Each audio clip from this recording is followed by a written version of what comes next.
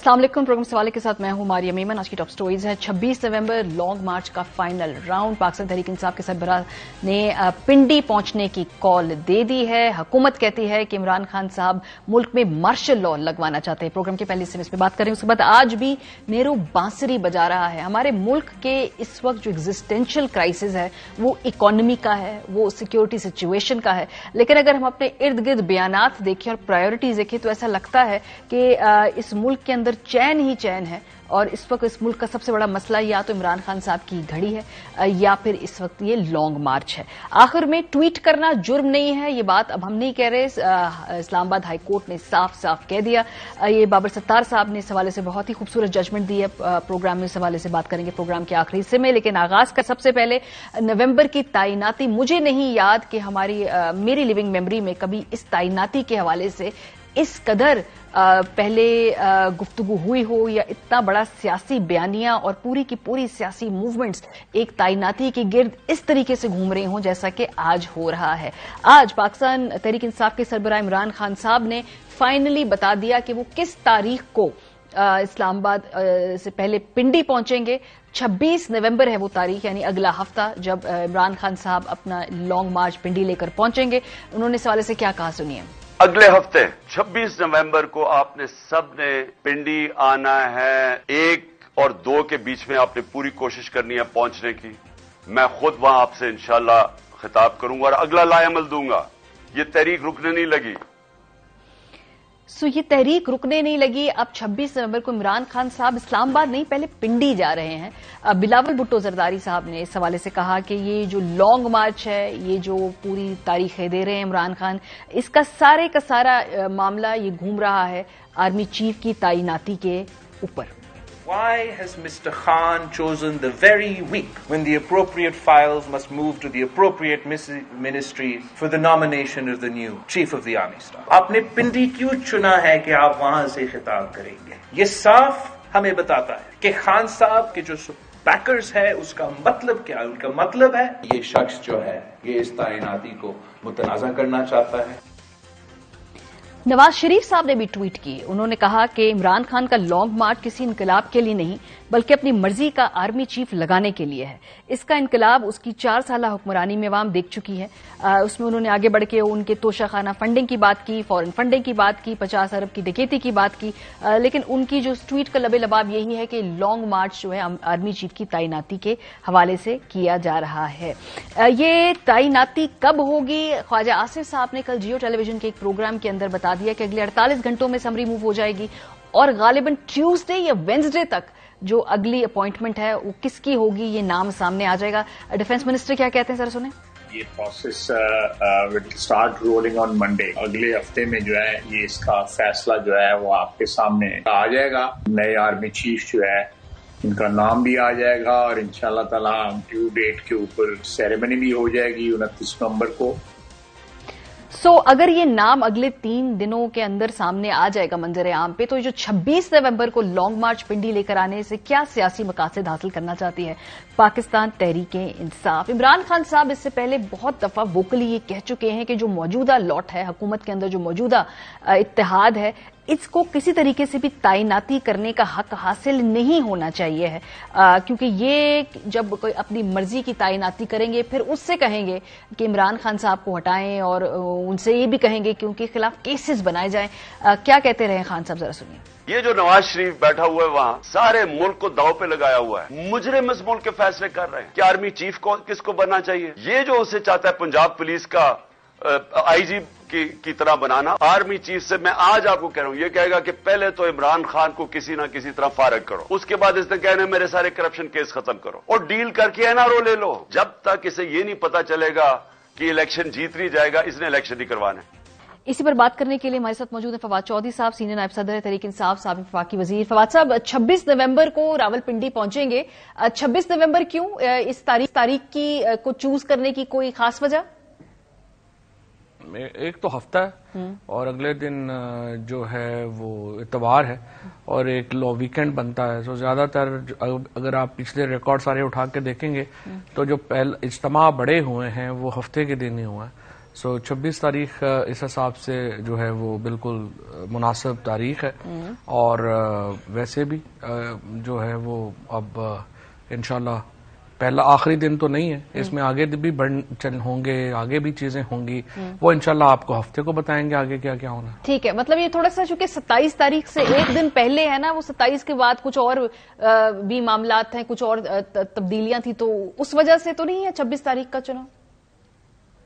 نہیں، وہ اپوائنٹمنٹس تو ہو جائیں گی، آخری دن تک تو نہیں انتظار ہو سکتا۔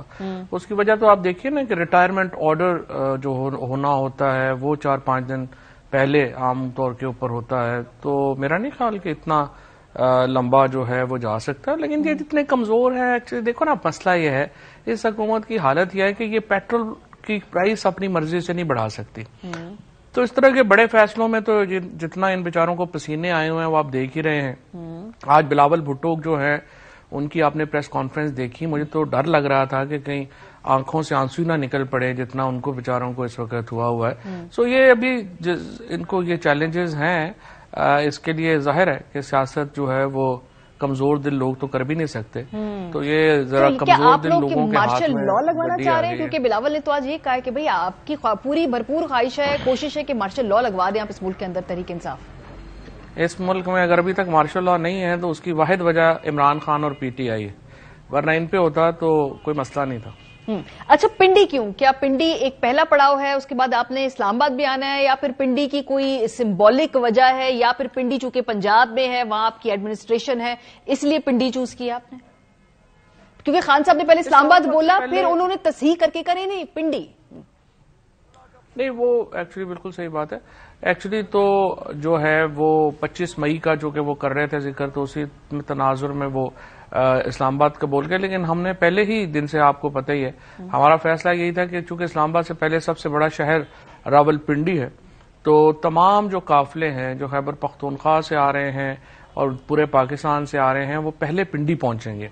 اس کے بعد جو اگلی حکمت عملی ہوگی انشاءاللہ وہ پنڈی میں بتائیں گے کہ اسلام آباد جانا ہے کیا کرنا۔ اور اسلام آباد جانے کے لیے تو آپ لوگ انتظامیہ کو اور عدالت کو گارنٹیز بھی دے رہے ہیں کہ وہاں پہ کوئی لا اینڈ آرڈر سچویشن نہیں ہوگی، اور جو سپریم کورٹ کا فیصلہ ہے اس کی باقاعدہ آپ پابندی بھی کریں گے، اور وہ ریڈ زون میں تو نہیں جانے کی بات ہے اس فیصلے کے اندر، یا وہاں پر جا کر کوئی دھرنا دینے یا بیٹھنے کی ہے، تو پھر وہ اسی فیصلے کے تحت کہیں اسلام آباد جانا بھی ہوگا تو وہ جو H9 کا علاقہ ہے یا وہ F9 کا علاقہ ہے یہی منزل ہے نا پروبیبلی؟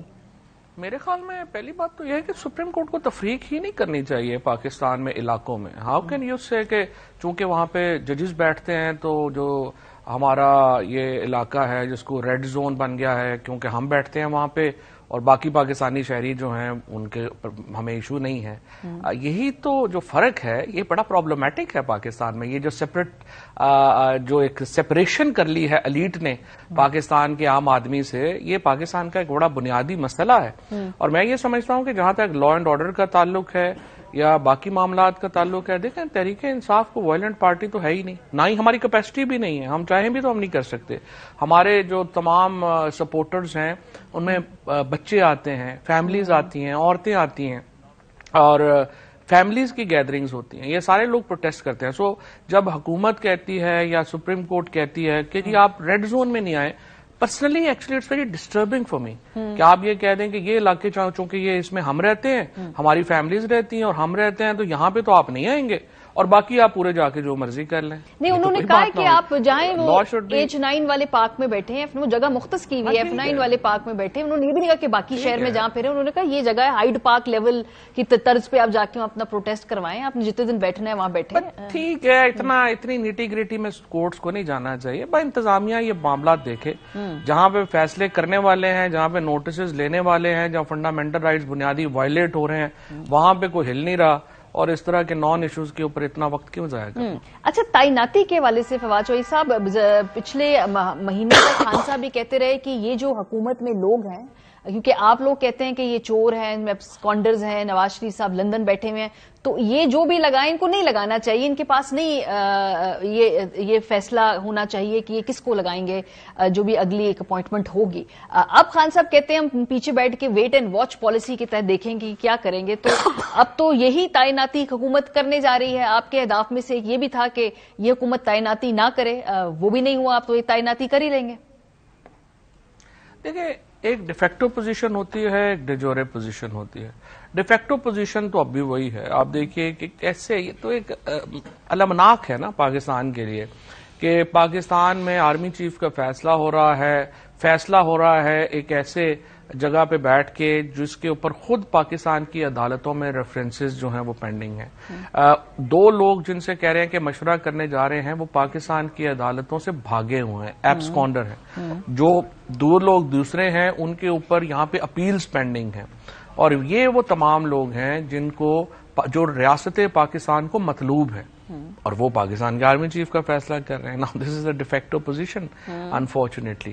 اور دوسری طرف یہ ڈیجورے سچویشن یہ ہے کہ دیکھیں ہمارے پاس آپشنز لمیٹڈ ہیں. ہم اگر پاکستان کی فوج کو ہی کمزور کرنا شروع کر دیں یا ہم پاکستان کی فوج میں ایک پرپیچوئل لڑائی میں تو نہیں ہم جا سکتے. سو ہمارا ایک طرف جہاں پہ ہمیں شدید آبجیکشن ہے جس طریقے سے یہ سارے معاملات ہوئے ہیں, دوسری طرف جو ایک ریسٹرینٹ ہے وہ بھی بڑا امپورٹنٹ ہے. سو ہم دونوں پوزیشنز کو ساتھ لے کے چل رہے ہیں. ایک طرف یہ بھی پوزیشن ہے اور دوسری طرف ہماری جو پوزیشن ہے ڈیفیکٹو پوزیشن میں ہماری کوئی چینج نہیں ہے. صدر مملکت سے کل اسحاق ڈار صاحب نے ملاقات کی ہے. کچھ معلوم اگر آپ ہمیں بتا سکیں اس ملاقات میں کیا نکات زیر غور آئے, کیا بات چیت ہوئی؟ کیونکہ اسحاق ڈار صاحب ظاہر سی بات ہے حکومت کی نمائندگی کرتے ہوئے اسی حوالے سے تعیناتی کے حوالے سے ہی ہم اس وقت میٹنگز کر رہے ہیں نا, تو کیا ملاقات ہوئی, کیا کوئی بات چیت ہوئی اس میں؟ جہاں تک مجھے معلوم ہے آرمی چیف کی تعیناتی کے اوپر تو کوئی بات نہیں ہوئی. ٹھیک ہے. نہ اسحاق ڈار صاحب نے اس کے اوپر صدر الوی صاحب سے کو مدعا اٹھایا ہے, نہ ہی انہوں نے جو ہے وہ اس کے اوپر کوئی بات کی ہے. اور صدر عارف الوی جو بھی ان کی آئینی ذمہ داریاں ہیں وہ پوری کریں گے. اور دوسرا صدر صاحب کو پورا یہ مینڈیٹ بھی حاصل ہے اور اعتبار بھی حاصل ہے عمران خان صاحب کا, اور جو بھی فیصلے وہ کریں گے وہ آئین کے مطابق ہوں گے. پہلی بات. دوسری بات یہ ہے کہ الوی صاحب جو ہیں وہ ایک انہوں نے اپنے جو جوائنٹ پارلیمنٹ کے سیشن میں جو ایک اپنا تھیسس دیا تھا جس میں وہ کہہ رہے تھے کہ اس کی جو معاملات ہیں ان کو ایک دوسرے کے قریب آنا چاہیے, پولیٹیکل پارٹیز کو بات چیت کرنا چاہیے. زیادہ تر جو ایجنڈا ہے پریزیڈنٹ صاحب کا وہ اسی کے اوپر وہ فوکسڈ. ٹھیک ہے. سو وہ جو ان کا بیچ کا کردار ہے گفتگو کرنے کا وہ اسی والے سے بات چیت ہوئی. تو کوئی خاص پیغام لے کے آئے تھے ڈار صاحب, اور کچھ خاص پیغام ڈار صاحب کے ہاتھوں واپس بھجوایا پی ٹی آئی نے؟ دیکھیں وہ تو چونکہ پریزیڈنٹ صاحب کا اور ایک ان کی بات چیت ہوئی ہے تو وہ تو یا آپ کو اسحاق ڈار صاحب جو ہیں وہ بتا سکتے ہیں ڈیٹیل میں, یا پھر پریزیڈنٹ صاحب بتا سکتے ہیں, اور جتنا انہوں نے بتانا مناسب سمجھا ہے ظاہر انہوں نے وہ بیان. نہیں, اصل میں چونکہ آج ناشتہ کیا نا پریزیڈنٹ صاحب نے وہ عمران اسماعیل, شیریں مزاری اور عامر کیانی صاحب کے ساتھ, تو میں نے کہا شاید پوچھ لیا ہو, پتہ چل گیا ہو. مطلب پی ٹی آئی میں سب لوگ ماشاءاللہ کتنی بات اپنے یہاں تک رکھ سکتے ہیں یہ ہمیں بھی پتا ہے, تو چلی گئی ہوگی پتہ, نہیں بتانا چاہتے یہ اور بات ہے, آپ نہیں بتانا چاہتے. اچھا یہ بتائیے آج خان صاحب نے اپنا جو خطاب کیا اگر اس میں آپ کو سنوا سکیں, اس میں انہوں نے کہا کہ جو موجودہ اسٹیبلشمنٹ تھی اس کا صرف سے جو ان کی شکایت تھی وہ یہ کہ انہوں نے اس سازش کو اور ووٹ آف نو کانفیڈنس کو روکا نہیں ہے. خان صاحب نے جو آج یہ بات کی ہے یہ ذرا ہم آپ کو سنوانا چاہتے ہیں, ذرا دیکھیے. وہ کیا چیز تھی کہ ایک دم 3.25 سال کے اندر یہی لوگ پتہ نہیں کس میں نہا کے آئے کہ یہ ایک دم ٹھیک ہو گیا اسٹیبلشمنٹ کے لیے, اور اس کے بعد یہ ہمارے اوپر پھر مسلط ہو گئے. چلے مانتے ہوں کہ اسٹیبلشمنٹ نے کوئی اس کے اوپر سازش نہیں کی, لیکن روک تو سکتے تھی نا. خان صاحب کی اس بات کے بعد مجھے یاد ہے کہ 2 دن پہلے انہوں نے ایک انٹرنیشنل ٹیلی ویژن اور اس میں انہوں نے کہا کہ جو امریکہ کی سازش ہے وہ اگر ہوتی بھی تو تب تک کامیاب نہ ہوتی جبکہ یہاں پہ لوکل یہاں پہ جو لوگ ہیں اس میں مددگار نہ ہوتے. What can outside powers do really? It's a domestic issue. We have to sort it out domestically. Outside powers only influence you when you have weaknesses internally. The internal weaknesses came from within because for various reasons, it was decided that the regime needed to be changed. So Fawad साहब, वजीर आजम साहब जो साबिक वजीर आजम इमरान खान हैं, उन्होंने कहा है कि यहाँ पर इस्टेब्लिशमेंट के जो किरदार से जो उनको शिकायत है वो ये कि वोट ऑफ नो कॉन्फिडेंस रोका नहीं उन्होंने. सो जरा ये तो वही बात है कि फिर जो किरदार पीडीएम कहती है कि पीटीआई तो चाहती है कि इस्टेब्लिशमेंट किरदार अदा करे, ये आपकी ख्वाहिश है कि वो किरदार अदा क्यों नहीं किया, यानी कि वो बराह रास्त चीजों के अंदर दखल अंदाजी करे? देखिए ना, या तो हो ना कि ना कर रहे हो, तो फिर बंदा कहता है कि जी नहीं कर रहे, दोनों तरफ नहीं कर रहे, तो बड़ी अच्छी बात है. लेकिन एस्टैब्लिशमेंट से ये तो चूंकि खान साहब का आपने एक टुकड़ा सुनाया है, एस्टैब्लिशमेंट से जो रही है, एस्टैब्लिशमेंट से खैर चूंकि बदल जाती है, वहां भी लोग बदल जाते हैं, नई हर रोज नई तैनाती के बाद पॉलिसीज भी नई होती हैं, हर शख्स अपना जो है वो करता है. ये जो कुछ ज्यादतियां हुई हैं उनकी तो एक तवील फहरिस्त है. उनमें ये एक फहरिस्त भी जरूर है कि ये जो नो कॉन्फिडेंस आई है, इसके ऊपर जो एक्टिव रोल अदा किया गया एक्चुअली इसको कामयाब बनाने के लिए, और जिस तरीके से बीएपी एमकेएम अलहदा हुई, वो गए, फिर जो सिंध हाउस में फिर ये 25 लोग जिस तरीके से हुए, वो सारी कहानी आपको पता है, आप खुद. लेकिन वो इसीलिए मुझे खान साहब के जो आज का बयान है, मैं इससे थोड़ी सी और क्लैरिटी चाह रही हूं, क्योंकि हमारी अंडरस्टैंडिंग ये थी एक बैरूनी साजिश है, कुछ अंदरूनी लोगों की मदद से वो कामयाब हुई और आपकी हुकूमत हटाई गई. आज जो है वो अंदरूनी साजिश के वो कौन से एक्टर्स थे, वो कौन से लोग थे, क्योंकि खान साहब आज उन्होंने कहा कि उस पर थोड़ी सी क्लैरिटी अगर हमें दे दें कि वो साजिश शुरू कैसे हुई और यहाँ को कामयाब किससे बनाया, क्योंकि खान साहब लगता है कि थोड़ा सा अब इस बयानिए से थोड़ा सा तब्दील कर रहे हैं इसको. नहीं, बिल्कुल भी नहीं. देखिए ना, ये तो बिल्कुल अहमक लोग होते हैं जो कहते हैं जी ब्लैक एंड व्हाइट में चीजें हों. चीजें हमेशा ग्रे में होती हैं और इतनी क्लैरिटी नहीं होती चीजों में. क्लैरिटी अपना एनालिसिस करना होता है, और हर आदमी जिसका इतना दिमाग नहीं है उसके लिए जरूरी भी नहीं है कि वो इस पे जोर दे. लिहाजा जिसको लगता है कि बड़ा सिंपल हुआ और सारी चीजें ऐसे हो गई वैसे हो गई, उसको समझने दीजिए. अगर उसमें अकल ही इतनी नहीं है तो उससे ज्यादा भर के उसमें क्या करनी है. लेकिन और जिनको पता है उनको जो एनालिसिस कर सकते हैं वो वाकयात खुद ही देख लेंगे, वो अपना एनालिसिस कर लेंगे. तो हमें क्या जरूरत है लोगों को इतनी क्लैरिटी देने की? नहीं सर, क्लैरिटी के बेसिस पे आपका बयानिया था और उसके बेसिस पे लोग आपके साथ थे और आपने उसी साजिशी बयानी के बेसिस पे इलेक्शन भी जीते है ना. सो इसलिए ये सवाल पड़ा. यही आपसे कह रहा हूँ. सो आज जो खान साहब ने कहा कि जो यहाँ आप लोगों को सिर्फ अहमक ना समझें. आप ये ना समझें कि लोग जो है कोई इस प्रोग्राम को देख के जो है वो बड़े क्लियर हो जाएंगे. लोग क्लियर हैं, लोगों को पता है, हर शख्स अपना एनालिसिस करता है, हर शख्स अपना एनालिसिस खुद करके फैसला करता है. और लोगों ने पिछले जो 7 महीने हैं उसमें 2 इलेक्शंस हुए हैं, दोनों इसी बयानिए इसी नैरेटिव के ऊपर लड़े गए हैं, और दोनों में लोगों ने 76% से ज्यादा इलेक्शन की नशिस्तें पीटीआई को दी हैं और सिर्फ 24% इलेक्शन हम हारे हैं. सो ये I think let's trust people's wisdom. ठीक है, क्योंकि पहले भी आपका बयान ये था कि बाहर से साजिश हुई, अंदरूनी लोगों ने मदद की, उसकी वजह से ये पूरा आपकी हुकूमत पलटी गई. अब भी यही है. चलें, बहुत शुक्रिया. फवाद चौधरी साहब हमारे साथ मौजूद थे. हम जाएंगे जब वापस आएंगे. नीरो की स्टोरी आप सबने सुनी होगी कि जब उसके शहर को आग लग रही थी तो वो एक अपने महल की छत पे बैठकर एक साज बजा रहा था. इसकी स्टोरी की मौजूदा सूरत हाल से क्या मुमासलत है, ब्रेक के बाद पे बात करेंगे. हमारे साथ रहिए.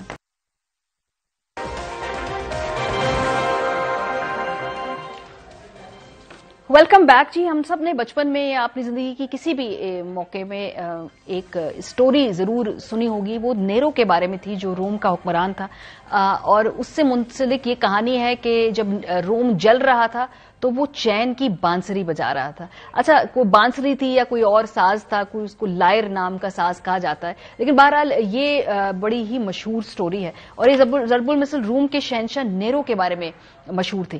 तारीखी हवालों के मुताबिक नेरो ने अपने शहर में आग लगवाई और जब उसका शहर जल रहा था तो नेरो ने खुसूसी लिबास पहनकर कहीं कहते हैं जी गाना गाना शुरू कर दिया, कहीं कहते हैं कि एक साज बजाना शुरू कर दिया. कुछ के नजदीक बांसुरी थी, कुछ के नजदीक लायर था. नेरो को चूंकि मौसीकी से लगाव था, उसकी मां ने उसे इक़्तिदार दिलवाया था। शायद यही वजह थी कि नेहरू का शहर जलता रहा और अपनी धुन में मगन होकर बांसुरी बजाता रहा। तो उसके बाद से ये रब्बुल मिसल मशहूर हो गई कि जब दुनिया में, आपके मुल्क में, आपके इर्द गिर्द कई अहम और प्रेसिंग इश्यूज हों, लेकिन उसके बावजूद उससे फोकस हटाकर आप किसी और काम के ऊपर तवज्जो दें, तो उस सिचुएशन में कहते हैं कि नेहरू की तरह चैन की बंसी बजाई जा रही है। आज अगर हम अपने मुल्क में, अपने इर्द गिर्द देखें तो पाकिस्तान का इस वक्त जो एग्जिस्टेंशियल क्राइसिस है, सबसे बड़ा इशू ये है कि महंगाई महंगाई महंगाई।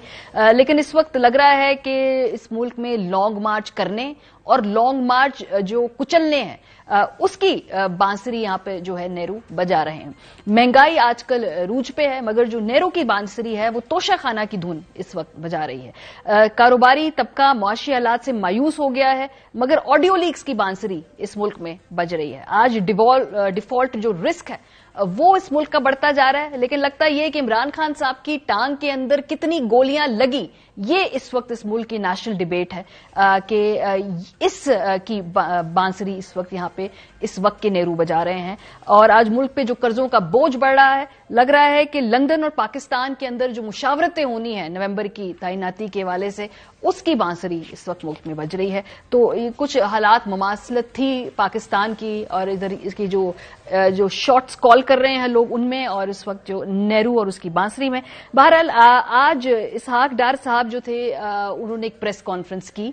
उन्होंने प्रेस कॉन्फ्रेंस क्यों की जी? क्योंकि अरब न्यूज के अंदर कुछ दिन पहले ये खबर छपी कि Pakistan default risk soars to 79%, क्योंकि पॉलिटिकल अनसर्टेनिटी है और जो आईएमएफ के साथ गुफ्तगू है उसमें भी डिले होने का खदशा है। इसमें जो आर्टिकल है, इसमें जो कहा गया है वो ये है कि जुमेरात को पाकिस्तान और आईएमएफ से मुज़ाकरात नतीजा खेज साबित नहीं हुए हैं। $7 अरब के कर्ज प्रोग्राम के नवे जायजे पर बाज़ाब्ता बातचीत के शेड्यूल को हतमी शक्ल नहीं दी जा सकी। बिजली सार्फिन पर 1 खरब और 20 अरब रुपए का इजाफी बोझ डालने के साथ साथ बिजली के नरखों में 50% इजाफे के बावजूद गर्दिशी कर्जा मजीद बढ़ता जा रहा है। दिसंबर में गैस के बदतरीन बहरान का खदशा है। घरेलू सार्फिन बुरी तरह मुतासिर होंगे। 8 घंटे सिर्फ गैस दस्तयाब होगी। गैस बहरान की वजह से इंडस्ट्री मालिकान सनतों को लकड़ी और कोयले पर चलाने पे मजबूर होंगे। आज इसहाक डार साहब ने एक प्रेस कॉन्फ्रेंस की, उन्होंने कहा जी इस वक्त ना कोई डिफॉल्ट का रिस्क है और लोग इस तरह की बातें ना करें, मार्केट में अनसर्टेनिटी फैलती है। क्या कहा डार साहब ने, सुनिए। कभी पाकिस्तान ने डिफॉल्ट नहीं किया अल्हम्दुलिल्लाह, और इंशाल्लाह ना कभी पाकिस्तान, अल्लाह करे, कभी डिफॉल्ट के नजदीक भी ना जाए। ये जो अफवाह है कि जी उसको बेपनाह इसको यानी सर्कुलेट किया गया है, और हमारी जितनी अदायगियां आने वाले 1 साल में है उसका भी जो है इंतजाम इन प्रिंसिपल हो चुका है, हो रहा है। 7 महीने हो गए मौजूदा हुकूमत को। ये दूसरा वजीर खजाना है। इसहाक डार साहब जब वापस आए थे, तकरीबन उनको भी आए हुए अब 7 हफ्ते गुजर चुके हैं, तो सबसे पहले आके जो उन्होंने दावा किया था वो ये था कि डॉलर की कीमत जो है वो नीचे लेके आएंगे। उन्होंने कहा ये दिनों में नहीं होगा, हफ्तों की बात भी नहीं है, ये दिनों में हो जाएगा।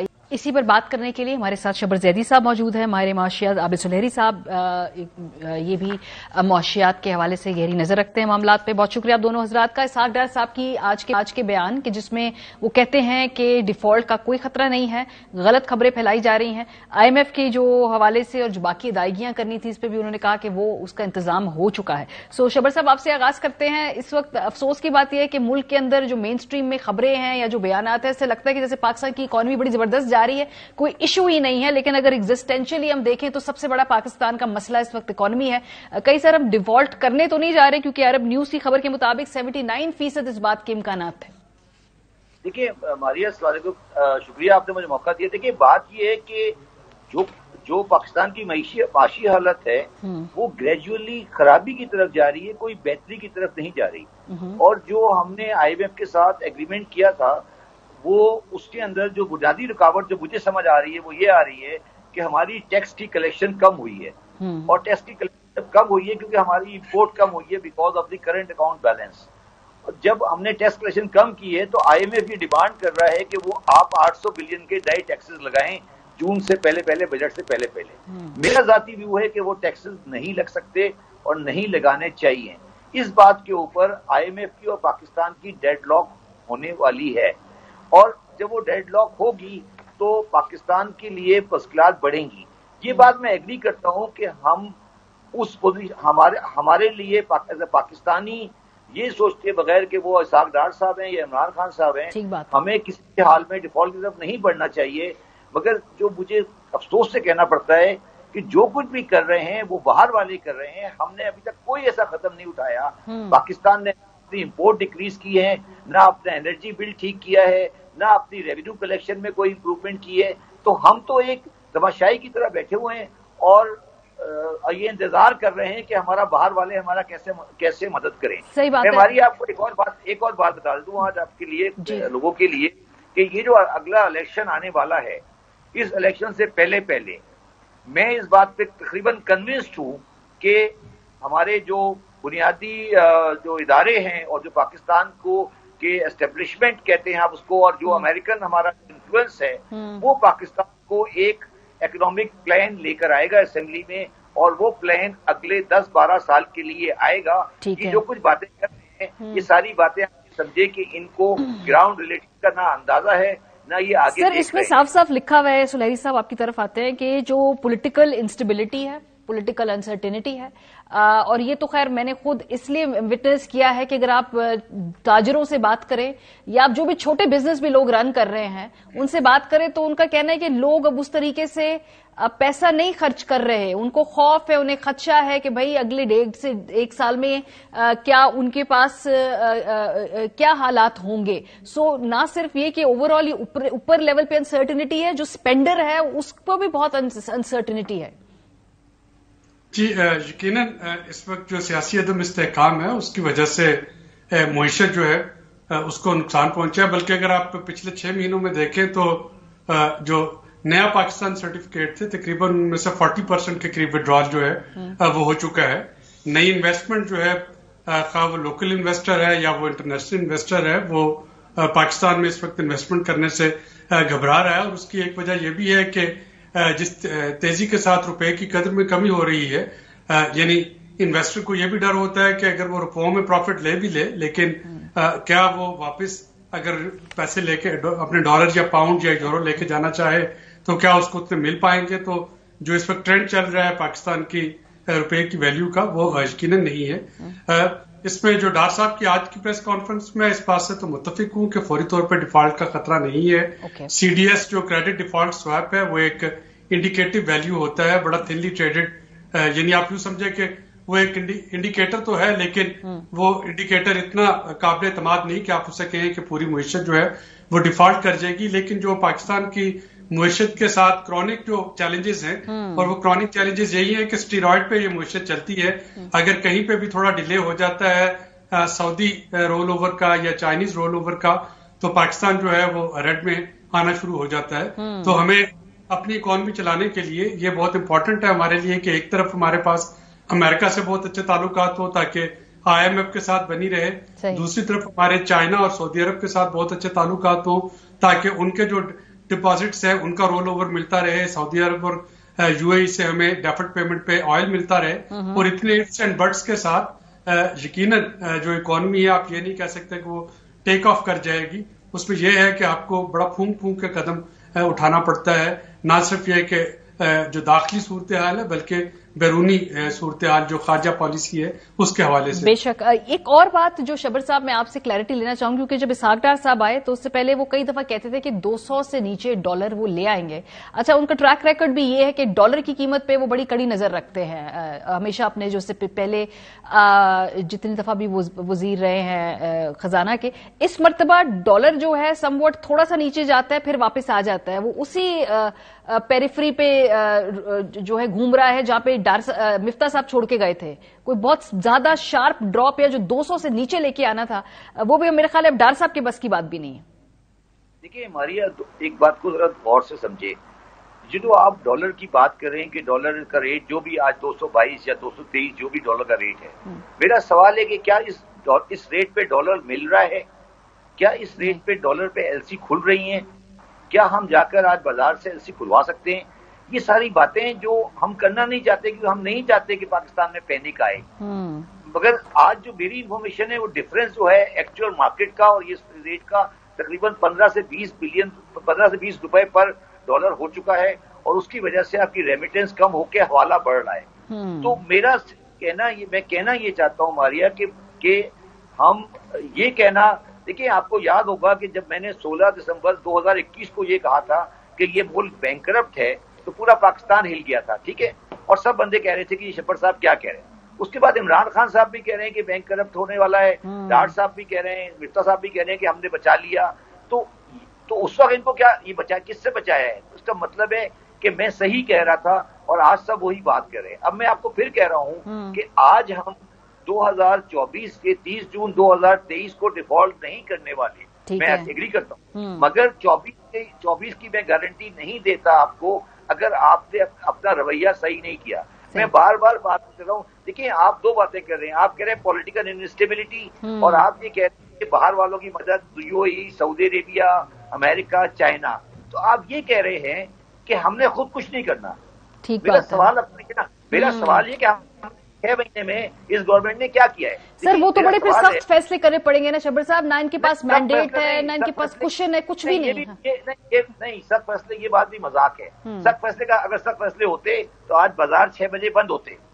सख्त फैसला ये होता है कि अपने कॉन्स्टिट्यूएंसी को नाराज करें। आपने नहीं नाराज किया ना, 6 बजे बाजार बंद नहीं हुए ना, आपने बिजली की कंजर्वेशन नहीं की ना, आपने कोई सख्त फैसला नहीं किया। क्या गलत बातें कर रहे हैं ये? सख्त फैसला उन्होंने सिर्फ उस हाल में किया है जब IMF ने कहा कि आप बिजली की प्राइस बढ़ाएं। अब सवाल ये है कि आप इस वक्त आप सर्कुलर डेट को देख लें, इस वक्त आप डॉलर का डिफरेंस देख लें, जो सुलेरी साहब बिल्कुल सही कह रहे हैं, आप इस वक्त नया पाकिस्तान का देख लें, तो मुझे ये बताते हैं कि पाकिस्तान में कौन सी अच्छी बात ये लेकर आ रहे हैं। आप नहीं समझ में आ रही सर, ये तो मुझे भी समझ नहीं आ रही, बिकॉज सुलेरी साहब जब ये हुकूमत तब्दील हुई, चले मैं सियासी एंगल साइड पे रख देती हूँ, बिकॉज बिल्कुल सर, क्योंकि इस मुल्क का अलमिया ये है कि गुज़श्ता 4 सालों में ना आप 6 से 7 वजीर खजाना हमें नसीब हुए हैं। इस मुल्क का अलमिया ये है, इकोनॉमीज आपको डिफरेंट है। देखिए मैंने आपको आपके प्रोग्राम में पहले भी कहा था कि पाकिस्तान की जो माशी हालत आज है, अगर कोई फरिश्ता ले आए ना आप, कोई जबी पर ले आए ना, तो अभी ये सही नहीं हो सकता जब तक हम अपने आप को सही नहीं करेंगे। अच्छा, गैस अभी सर्दियों में पता नहीं मिलेगी या नहीं मिलेगी, ये जो बहरान है इसने संगीन होना है। बिजली की कीमतें जो बिल आ रहे हैं, जाहिर सी बात है वादे किए हुए, गारंटीज दी हैं, उनको बढ़ानी होगी कीमत को, तो ये एक बहुत बड़ा शायद मईशत से ज्यादा एक पॉलिटिकल प्रॉब्लम भी है ना। तो ये तो फिर फैसले नहीं करने हैं इन लोगों ने, ये तो वेट करेंगे इलेक्शन तक कि भाई किस तरीके से भी इस किस्म के फैसलों को रोक लिया जाए। नहीं, लेकिन मारिया इसमें वेट करने के लिए टाइम नहीं है, क्योंकि अगर ये फैसले नहीं किए जाएंगे तो IMF का 9th रिव्यू जो है वो स्टार्ट नहीं हो पाएगा। IMF के 9th रिव्यू के लिए बहुत जरूरी है PDL जो है वो डीजल पे 50 रुपए पर लीटर पे जाए, जो कि इस वक्त 12 रुपए है। पेट्रोल पे तो 50 रुपए पर लीटर पहुंच गया, लेकिन डीजल की कीमतों में अभी इजाफा होना है, वो इजाफा कम से कम 38 रुपए तक पर लीटर इजाफा होना है। इसी तरीके से सर्कुलर डेट का खात्मा जो है उसमें कमी लेके आना, गैस की प्राइसेस को पास ऑन करना। तो अब आप जो मैं सर्दियों में जो सूरत हाल देख रहा हूं, अगर ये सारा इजाफे नहीं होते तो फिर ये होगा कि या तो लोड शेडिंग होगी गैस की और बिजली की, या फिर ये है कि अवाम नाराज होंगे या IMF नाराज होगा। तो ये इस वक्त कोई भी ऐसी वो एक फीजेबल डूएबल सिचुएशन नजर नहीं आती है कि या आप इस पे पोलिटिकल कंसेंसस ले आए, इकोनॉमिक कंसेंसस इस पे आ जाए तमाम सियासी जमातों में कि ये जो फंडामेंटल्स हैं इसको खराब नहीं होने देना और इस पे सियासत नहीं करनी। अगर ऐसा नहीं होगा तो IMF को खुश करने के लिए जो फैसले लेने होंगे वो वोटर्स को भी नाराज करेंगे, और अगर आप वोटर्स को नाराज नहीं करना चाहते तो फिर अगली किस्त जो है वो जैसे पिछले दौर में हुआ था कि 7वां 8वां रिव्यू जो है वो मुश्किल आ गया था।